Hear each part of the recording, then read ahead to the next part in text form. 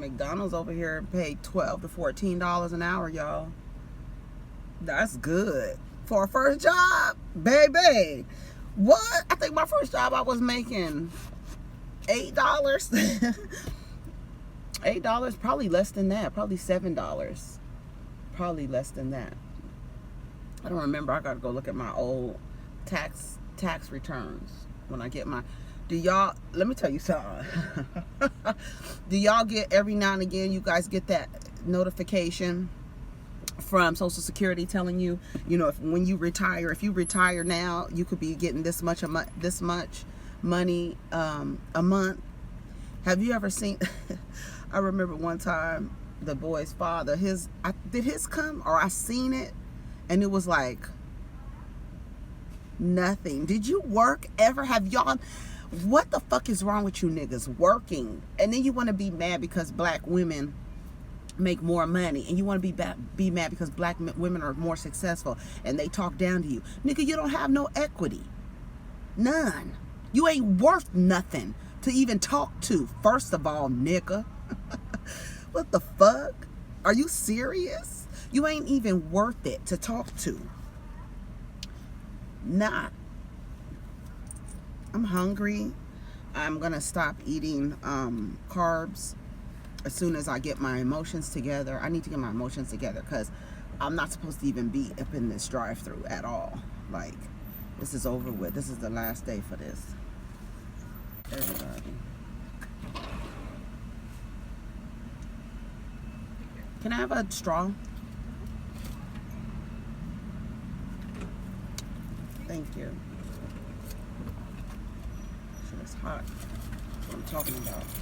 That's what the fuck I'm talking about. I should not be able to drink my drink when I first get it. That's how hot it should be. I love that shit. Yes. This shit is burning the fuck up. I couldn't even taste it. Hope it's not fucking cleaning fluid. If I talk about anything, I'm gonna be mad. I'm gonna have attitude. So I really don't have nothing to talk about today. I really don't. I'm in a bad mood. I've been crying. Look at my eyes. They already chiefing. Looking like I've been chiefing. This damn Mustang was driving so goddamn slow. That bitch is all the way back there. I'm like, bitch, I had to hit my high beams on the hole. Like, where you going, bitch? I'm not in a hurry, but goddamn, bitch, you driving backwards. Where you going, bitch? You in retrograde. I'm so mad that it's taking me forever to review fucking what is it called? Basketball Wives. I was gonna have your review for it today, but it's like I said, whenever I am excited or happy about something, there's someone in my life currently who does not like to see me happy, who believes that my happiness is fake, even though when I'm in like a really great mood, like really choosing my mood, like choosing to, despite all the bullshit and emotional abuse and pain and suffering that I have gone through, I choose some days to have just the best mood and just ignore everything and to just move forward. And some people don't like that. Some people don't like that. They don't want you to be happy. Because whatever is going on in their life, they don't want anybody exuding that level of happiness. And so they're not happy. I remember one time my father telling me, if you ever see a black woman at the bus stop looking mad, it's because she doesn't want to go to work. Ain't that some crazy shit? I don't know who told him that. I don't know if my grandmother told him that. I feel like it. There was a lot of hate for black women. I will never forget that. Whenever you see a black woman at the bus stop and her face is frowned up, it's because she doesn't want to go to work. That's what my dad said to me when I was a young diva. He's really misogynistic. Really misogynistic. So misogynistic that he's allowing his daughter to his youngest daughter to actually view or observe him being in a relationship where he's unhappy. You know what I'm saying? Like, she's gonna believe that the dynamic of her mother and my father, or our father, she really is going to think that this is regular, like how him and his wife or whatever she is, how she interacts with him, and they interact with each other. They're staying. My dad said he stays for her, stays for the daughter. So you gonna allow her to see you treat her mother like this, and for her to think it's okay? My dad is the worst man to raise female humans. All of my sisters, except for, well, you know what? All of them, and it's so funny. Now that I think about it, I think about him encouraging me to be in the relationship that I was in with my with my kid's father. He encouraged that. He encouraged me to wait for him until he got out of jail, because he said, you would want someone to do that for you. He encouraged it. He also liked the guy that ended up emotionally abusing my little sister. And then he didn't go see about the guy that beat my sister up.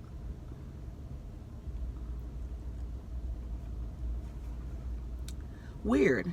He didn't go see about he just allowed us to be just disgusting. That shit is so fucking gross. I don't care if I ever speak to that nigga again. I swear. When I tell you, my dad and I used to be close, or what I thought was close, until I realized he set me up to be abused. Like, he really encouraged that. He really encouraged me to wait for a nigga to go to jail and come out. And I'm pregnant, right? I'm pregnant with my first son. The nigga goes to jail. I swear to God, every day when he walked out of my apartment to go to court, where they were going to take him, the day to turn himself in, I should have let that nigga go. But my dumb ass was going up to the goddamn jail with a fucking hijab on, like a fucking idiot. Like a fucking idiot. Do you hear me? Like a fucking idiot!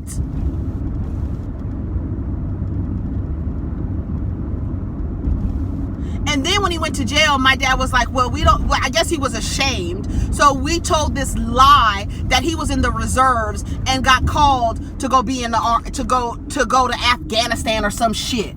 Nigga encouraged me to lie because it was shameful for him. And so therefore I was ashamed. I was definitely ashamed, because everything that I did not want in a man, like everything, my list of what I don't want or what I did not want, a list of that, I made a list of that, and that was my son's father. He was everything. No education, from the projects, GED, committing crimes, selling guns without a license, just no education, no career, just fucked up, just a fucked up nigga. Then turn around and he's abusive at that, verbally abusive, emotionally abusive, physically abusive. The fuck out of here. I was stupid. I was so fucking stupid. Then I did not have one child, but 2 motherfucking kids.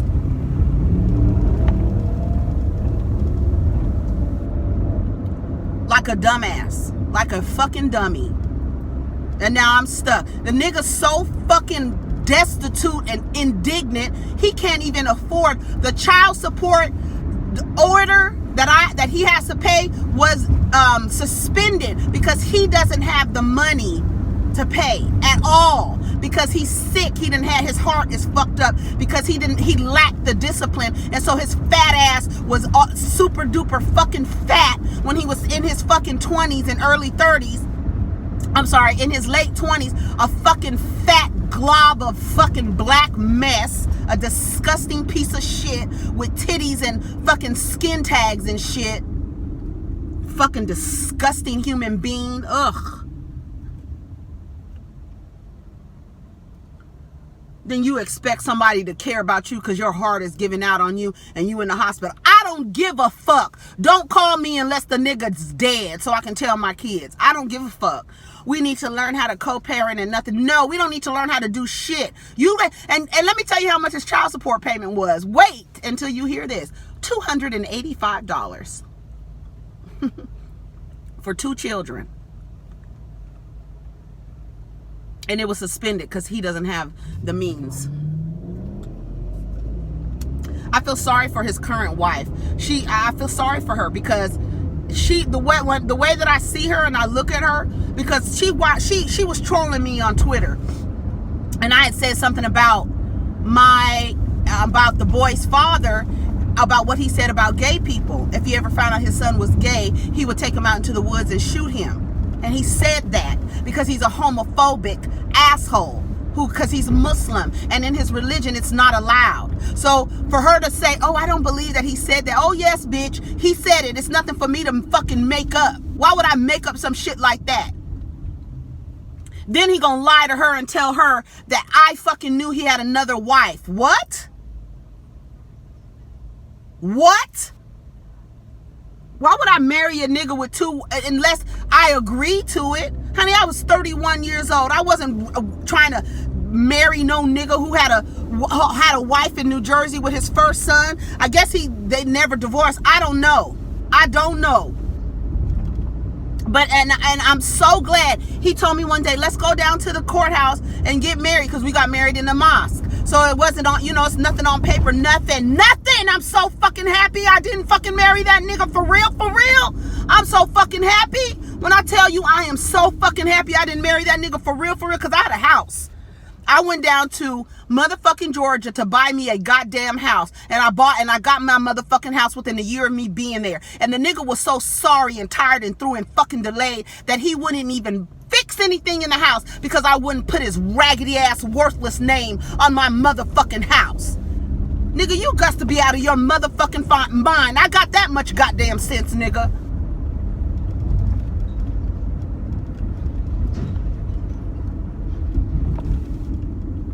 Then you niggas run around here worthless. No equity. Worthless.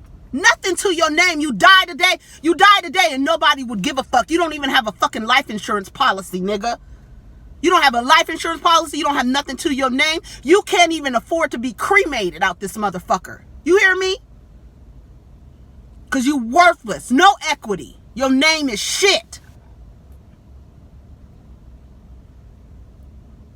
You gonna tell a motherfucker to wait for somebody. All you niggas ain't worth shit. I never understood. Let me tell you something.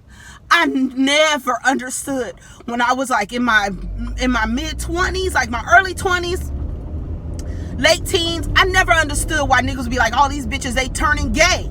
They gay. They turning gay. They're lesbians. They don't want to deal with you worthless ass niggas. They don't. If they're seeking companionship, they're seeking companionship from somebody who is like them and understands their emotions and understands their needs and wants and desires and goals and shit. Two women together, goddammit, they got some fucking equity, whose names are worth something. These niggas ain't worth shit. I promise you.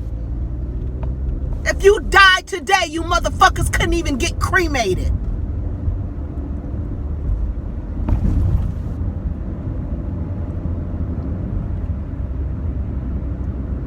You gonna tell me to wait for a nigga? Now my whole life is fucked up. My whole life is in a completely different direction than I wanted it to go in. My whole life. I'm telling you, 4 times in your lifetime, you will make a decision, unbeknownst to you, that will change the course. Sometimes, I believe it happens 4 times, but I believe that there's some decisions that we make, a split decision, that changes the course of your life without you even fucking knowing it. See, I fucked up. What I should have done, I should not listen. But what happened, I moved to Atlanta. I didn't have a good support system. I had one girlfriend who said she didn't like him. She didn't like the way he talked to me. But she wasn't adamant enough. Like she didn't beat me over the head like, bitch, leave that nigga. Before I even got pregnant and any of that, all of that. What are you doing? Stay in your fucking lane.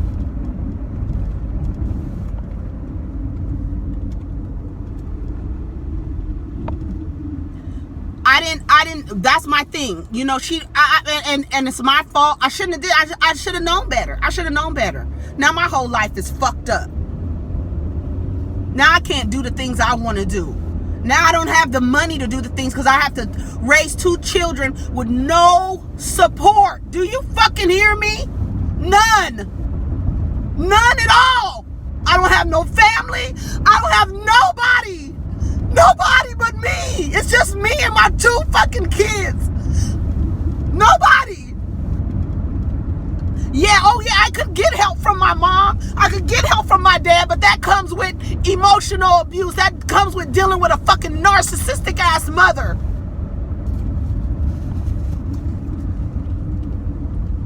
That comes with all of that.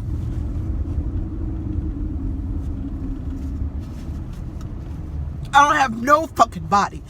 Nobody out here. I'm up here by myself. I moved home because my job moved me. I moved to California because my job moved me. I thought to myself, in Georgia, I won't have anybody. I won't have my family. I won't have anybody help me. I won't have a tribe to help me raise my children. My children that I had with somebody who ain't worth shit. I apologize to my kids all the time. I'm sorry that's your daddy. I am so sorry. I'm so sorry. He can't teach them nothing. You want your children to be Muslim, but you don't hardly call them. And then when you call them, you don't talk to them about Islam, but you greet them with Assalamu alaikum, but you don't teach them nothing about Islam. You don't sit on the phone with them and teach them nothing. But your expectation is that they follow Islam. Fuck that. They ain't following shit.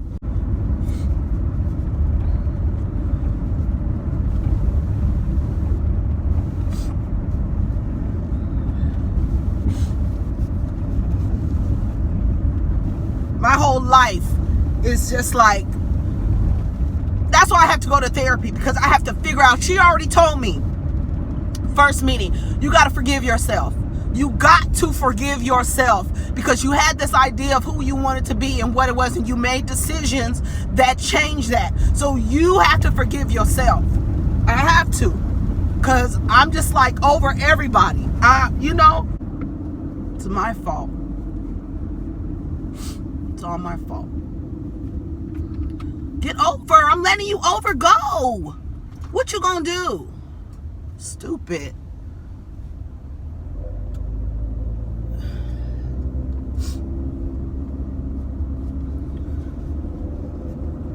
I'm over here fucking, man, fuck that. No, none. Why would I? I'm never, my mother, my father, I'm not speaking to them ever again. Never again. I don't have to keep going through that shit with my mom. My mom is a narcissist. She's narcissistic and been like that my whole life. And I used to go through so much pain with her. Just her, acting like she's the victim, doing all this shit in silence and doing all this shit when nobody sees it. And then when I react like a damn fool, she telling everybody how awful I am of a daughter, how mean I am, all of this bullshit. And now I'm the mean, rebellious daughter. Forget the fact that you a narcissist. Forget that. Forget the fact that you try to keep me codependent. I got abandonment issues. I know that I'm codependent. I already know that. I already know it. I know it. My mother fostered that in me. She fostered that. She reminds me so much of Candace's mother. When I look at that lady, I'll be like, ugh.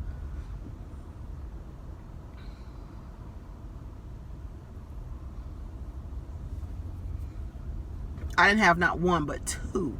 Not one but two. I could deal with one, but I got two and no help at all. None.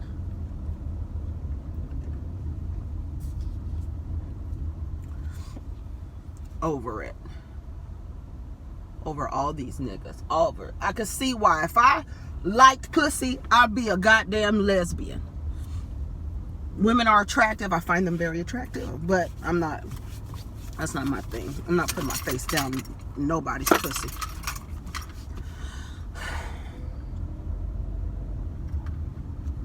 Well, it depends. But on the real, nah, fuck that. Partnering with major financial institutions. I'm just tired of people. I'm tired of everybody. And I be going through this shit alone because I've been taught to be ashamed of the things that I go through. Like the shit with my son's father. My dad it was like, okay, we gonna lie and say that he went to Afghanistan. Why lie? Why not tell the truth? You making me feel like ashamed. So I don't tell nothing that goes on with me because I'm ashamed of the decisions that I've made. And they just be basic human decisions. But I've been taught that. You know what I'm saying? 100 shots. Pop out. Do you bang? 2 chopper. 200 shots.